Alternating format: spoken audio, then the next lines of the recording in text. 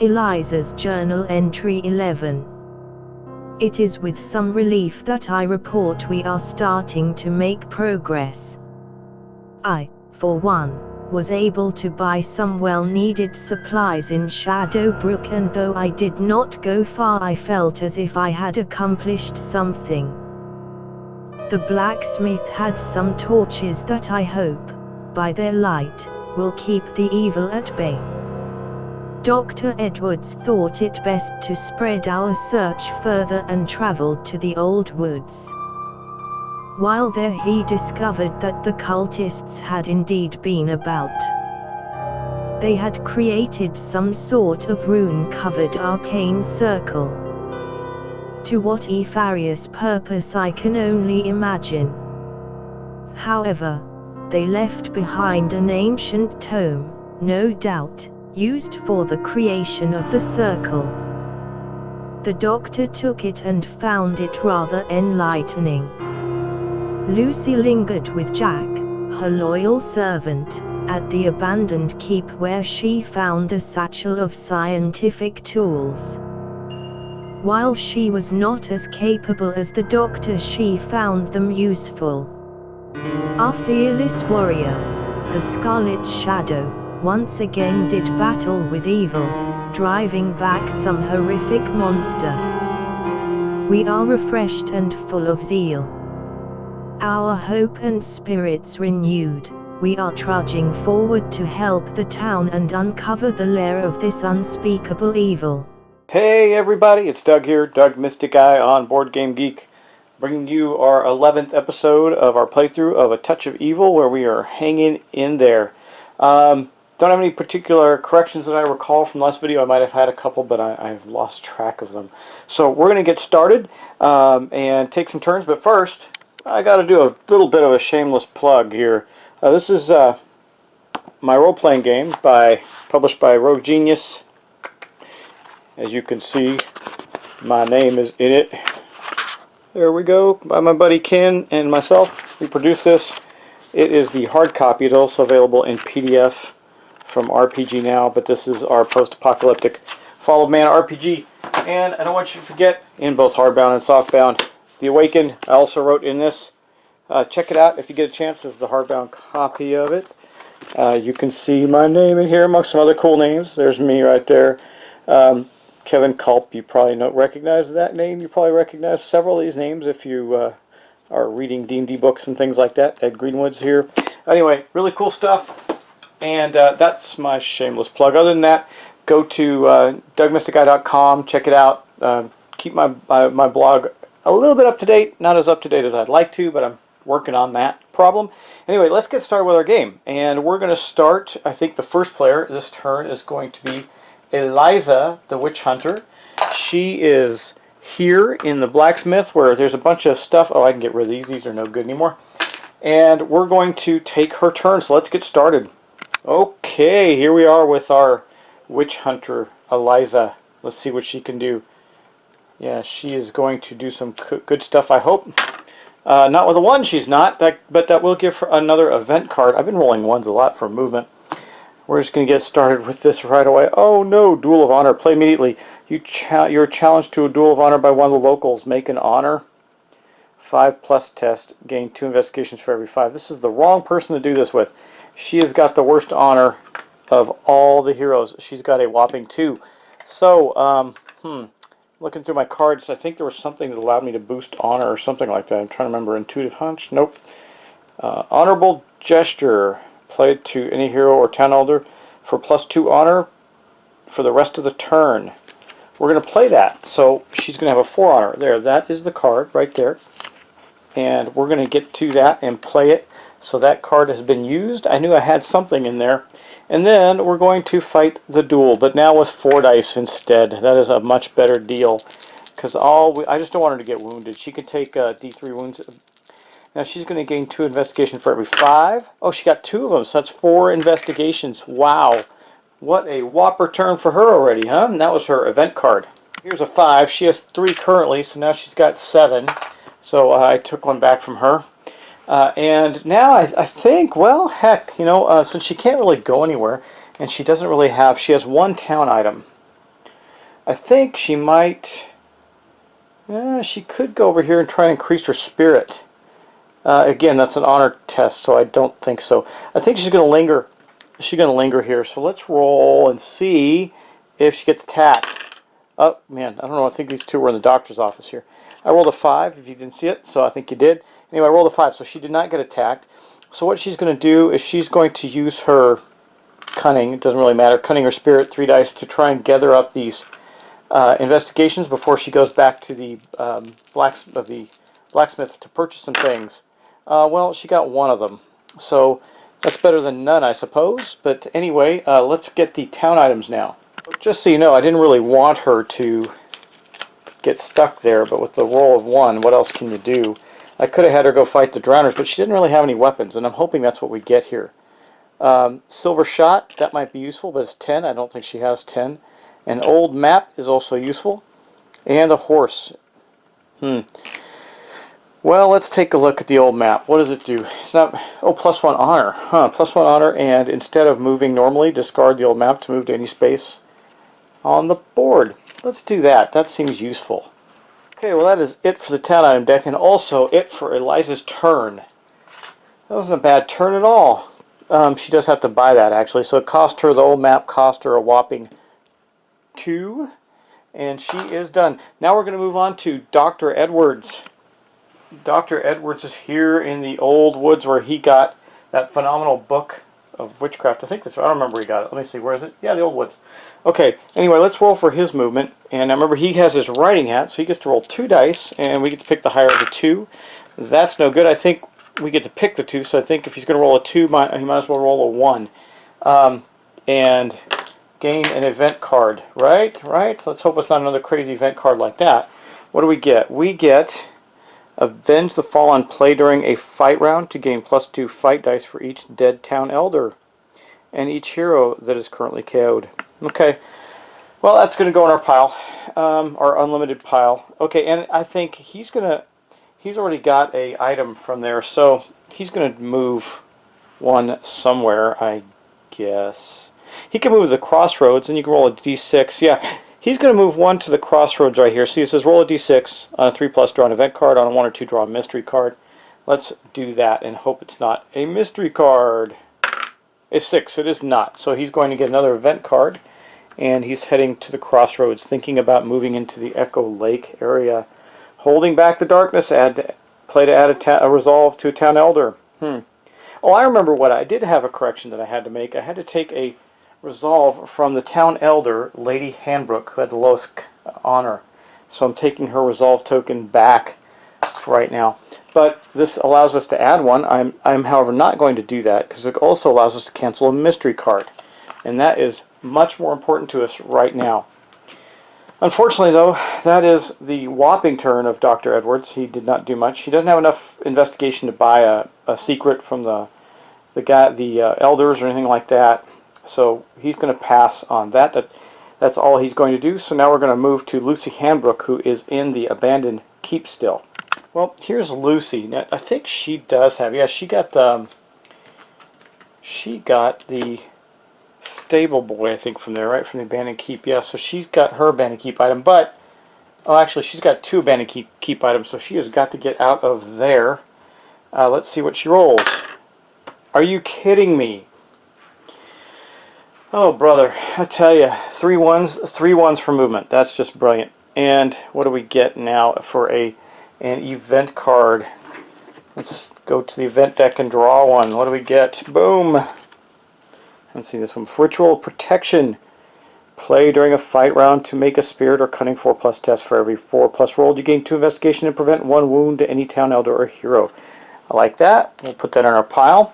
And then there's no point in her lingering, so she's going to move there, and nothing's going to happen. Yeah, that's fun. Well, that ends Lucy's turn, so now we're going to move on to the Scarlet Shadow, who's got tons of investigation And I think we're going to go roll his movement and see, but I think he's going to go take on that Drowned Dead before it enters the town square. Okay, well here he is, the Scarlet Shadow, in the middle of town where he spent most of his game. He rolled a 2, so I'm not going to do much of anything. Oh, brother, you know, I guess he'll go here to the magistrate's office. If he can kill this thing, then he can try and increase his cunning. And maybe buy a secret or something like that. Well, let's get started by killing the Drowned Dead that's there, the Drowned Dead that's there. They have 3 fight dice and 2 wounds, and let's see, I think they have something special about them. Let's take a look. At the start of each mystery phase, nope, Drowned Dead, ignore the first hit taken. That's right. So, of course, we are going to use our Cross of Candor that allows us once per fight round. You may pay 3 investigation to add your spirit to your combat for a single attack. We are going to do that so that we can have our 9 dice of fighting.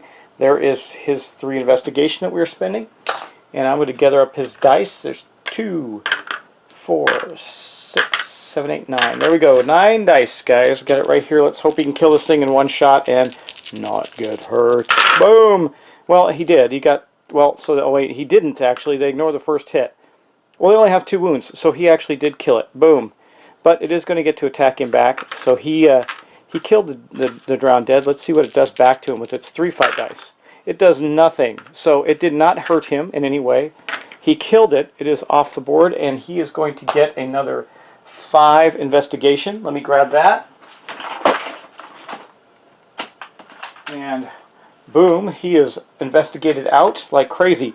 So now that he's there, he's encountering the space, so we get to draw an event card. We get party invitation. Play immediately. Play this card on any hero. That hero may now carry 1 additional card from either the windmill or the manor. I think he's going to play it on himself. He's got a party invitation. Why that allows him to carry additional stuff does not make any sense. But anyway, he's going to play that. Well, wait a second. No, he's going to play it. Yeah. He doesn't have any stuff from those locations yet. So I think what he'll do is play that on Lucy, who has an item from the manor, the windmill, and, well, those are the abandoned. She has 2 from the abandoned keep. So, yeah, he's going to play that card on Lucy. So Lucy has the party invitation, which would make sense. She got a party invitation to her own house. Okay, anyway, that's what happened. Okay, now we're going to do the next step, which we're going to pay 2 investigation to make a honor test. Now remember, his honor is massive at 7, and for every 5 he rolls, he's going to get +1 at cunning. Or actually, it doesn't say that. Make a honor test 5+. If you succeed, you get +1 cunning. So there's his 5. Now he doesn't need to spend 5, of course. He's only spending 2, so he's going to get 3 back. He still's got a lot of stuff. Okay, and so that's going to give him 7 dice. There's 2, 4, 5, 6, 7. There's 7 dice. He just needs to roll a 5, and he will get +1 cunning, which will actually give him a 4. It's not a bad thing. And he did. He succeeded. So +1 cunning for him. There is the +1 cunning token. It is going on his card right above his cunning. So he now has a cunning of 4. And then he is going to pay what will be 4 investigation to look at the secret of a town elder. Boom. There's his 4. Let me think about the town elder he's going to look at. Now I think we already have the secrets of the magistrate. Reverend Harding has 2 secrets, but he also has a resolve token. I think we'll do Reverend Harding. Okay. We're going to look at the secrets of Reverend Harding. Let me back up here so you can see better. There you go. Okay, Reverend Harding, because he gains +2 fight dice versus vampire, ghosts, and demons, which our bad guy is. So let's hope nothing terrible happens. A little secret. Drunkard, locked behind closed doors. This town elder drinks into a stupor on a nightly basis, often emerging just in time to soil his front stoop. This is no consequence. Boom. That's the secret. So we now know, we don't get to know the other one, but we now know that Reverend Harding is a drunkard, but it has no tangible effect on the game. Well, that was a good turn for the Scarlet Shadow, even though none of us got very far out of town again. And unfortunately, that leaves us with, guess what? Yeah, it's that time. It's our mystery phase. Now, there is another Drowned Dead on the board, but he can't move anywhere. He's already in the town of Tidewater. So we're going to skip the Drown Dead movement on this turn because there's nothing to move. And then we're going to move right to the ritual, summoning ritual. So we're going to get out the deck. Now, someone corrected me and said that it doesn't really say it that way, but I think you think that would be right. That drawing one of these for an effect like this does not constitute the evil on the move card, which forces us to roll when these come into play. So let's draw one and see what we get. The church. Going to the church on time. Okay, we're going to have that is going to go, let me find the church.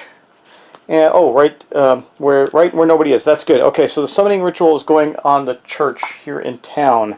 And I have to get one of the ritual tokens. Just a moment. Gotta remember which box they're in. I got so many tokens for this game, it's unreal. I mean, really, I got boxes and Plano boxes full of tokens. There's the circle, and now we're going to roll to see what's in it. Hopefully we roll a 2. We did. Good deal. On a roll of 1, 2, or 3, there is no additional effects, so there's just a circle, summoning circle at the church. Why we can't get rid of these, I don't know, but that's the way it goes. Good news is that's all that happens from that. So now, as we head into this wonderful mystery phase, we're going to roll on our mystery chart. So let me get that out, get it on the table, and we'll do that terrible deed. Okay, kids, here's our cooperative mystery chart. But we have a problem still, and that is, I'm going to try and do something about this. This card, the Horror, that makes us roll twice on the cooperative mystery phase chart. We got the event card, holding back the darkness. So on a 3+, we get to get rid of that one of the cards, and I want to get rid of that Horror card. A 4, awesome. Okay, so we are only going to roll once. This bad boy here that's been making us roll twice is going away. I've hated that thing. It's making our mystery phase that much longer and that much more difficult. So that means we've also held back the darkness, so we've played this card. It is gone. And now we only have to roll once on this chart, and that's better than rolling twice, right? So let's see what we get. A 6. What is that? March of Darkness. Every minion on the board immediately moves D3 steps closer. Oh, wait, sorry. Every minion on the board immediately moves 2 spaces along the shortest path to Town Hall. If there are no minions on the board, instead roll once on the villain's minion chart and place the minion at 2 random locations. Well, there are minions on the board, so that is a good thing. Let's. Is it all of them? Does it say? Every minion on the board. Okay, so we got some movement to do. Let's go do that. Well, we're going to start with the main board here. I'm going to move this out of the way for a minute because we got these Crimson Hand are going to move here. The Betrayer is going to move here. Wait, oh, we got to roll. See which way the Betrayer goes. A 6. So yeah, the Betrayer goes to here. The Crimson Hand over here is going to here. They're marching toward town. Okay, that's it for that map. Now let's go to the Echo Lake map. Okay. So, heading toward town, which is closer we know this guy's moving here. This guy here is going to move here. So this one's moving 2. He's moving across to the coast board. This one moves to the crossroads with our good Dr. Edwards, a Betrayer. So the Doctor's going to have to face a Betrayer. We'll do that in a moment. Now let's roll to see which way this guy comes off the island, this Crimson Hand. He rolls a 5, so he's going this way. He's going to go 1, and it takes 2 movements, so he's right there. And then this Crimson Hand is going to, I think, because this is 3 movement, the shortest path is to go that way toward our main town of Shadowbrook. Okay, and then on the last board, okay, we already moved him. That's how he got there. So we're going to move him 2. That means that we go into a space with 2. This one is going to get bumped out. And that also means that our shadow track will go down 1, which is up here. So it is now to 9. We're not doing very well, which I suppose we knew. Anyway, this guy here has got to move. So we're going to roll for him. He's going to pick a direction to move in. He rolled a 4, so he's going to move to the water right there, the Betrayer. Now let's go resolve the battle between our good Dr. Edwards and the Betrayer. Well, this is going to be a tough fight. The Betrayer hits on a 4, 5, or 6, remember, instead of 5 or 6, but he's only got 2 fight dice. The Doctor can use his tools of science to fight with his cunning instead of his combat. And then he's got his book, here, which gives him +1 cunning. So he's got 4 dice. He doesn't have any other abilities that are going to help him here, but he does have 4 dice to attack. So now let me get the 4 dice out. He's going to attack this betrayer, which he failed. He missed completely. This is going to be a bad round for the doctor. I see it coming. Now the betrayer hits on a 4, 5, or 6, remember, and he got 1 hit on Dr. Edwards. And Dr. Edwards can take 2 more hits, and I think Dr. Edwards is going to flee. So he's going to flee to the Old Woods, where he will spend... Oh, he can't do it. I think he has to do it on his turn. May heal wounds from himself or any other investigator. This may be used at any time. Okay, he is going to spend one of these to heal the wound he just got. And there, now he is no longer wounded either. Okay, and that ends that. Now all we have to do is draw our mystery phase card. Okay, here's our mystery phase, our mystery deck. Let's see what we get. Murder. Okay, this is the murder card. The villain is struck again. Place 3 investigations on the board. At a random location, move the shadow track 1 step closer to darkness. Now you also know that when that happens, this is bad because the big bad guy is going to get another +1 to his hits for this. But we're going to roll to see if a crimson hand appears because of the Unspeakable Horror's special ability called Human Sacrifice. And anytime the murder card or the card murder is played, roll a d6. On a 4+, we have a crimson hand show up. So let me roll that.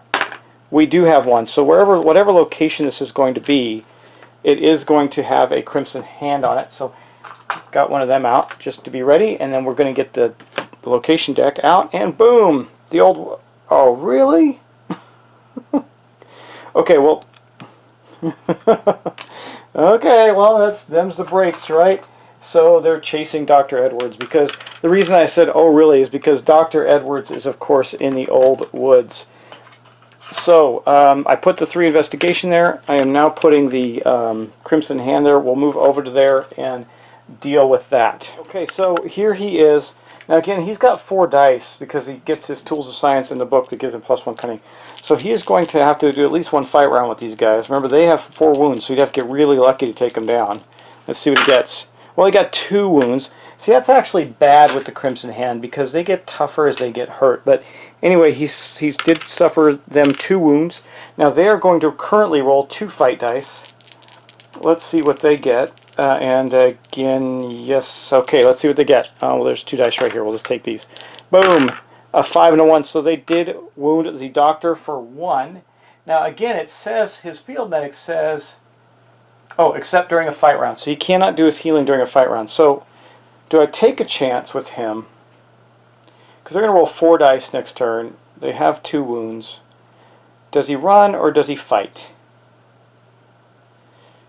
If he kills him, he gets 5 investigation. If he loses, he could roll and lose items. He's got 3 investigation currently. If he gets knocked out and has to roll, and he rolls a 6, he's lost everything. So I think he's going to flee. And I think that he's going to flee to... Man, I was trying to get him to the other... He's been pushed back. I was trying to get him over to Echo Lake. This game is just killing me. Okay, Lordy, I guess he'll go here. He's going to flee to that road space right there and get away from the Crimson Hand. Okay, but that was our mystery card, and these 2 wounds are going to go away. They're not going to stay on the Crimson Hand there. They'll heal up. But that ends our turn. That's turn, I think, number 11. Yeah, turn 11 for us in our playthrough of A Touch of Evil. So I hope you're still enjoying it. I know it's a doozy, and a lot has happened, but it seems like you guys are having fun with it. I am too. It's just been crazy, one crazy thing after another. Now I can't even get to the other board because the monsters want to push us back onto the main board. So unless I use like the secret passage in the manor house to get to the monastery or something, I don't think I'm going far. Especially rolling 1s on movement. I mean, it was a rather productive turn considering that I didn't roll anything good for moves. But guys, again, thanks for watching. Thanks for enjoying the channel with me, and I will talk to you soon.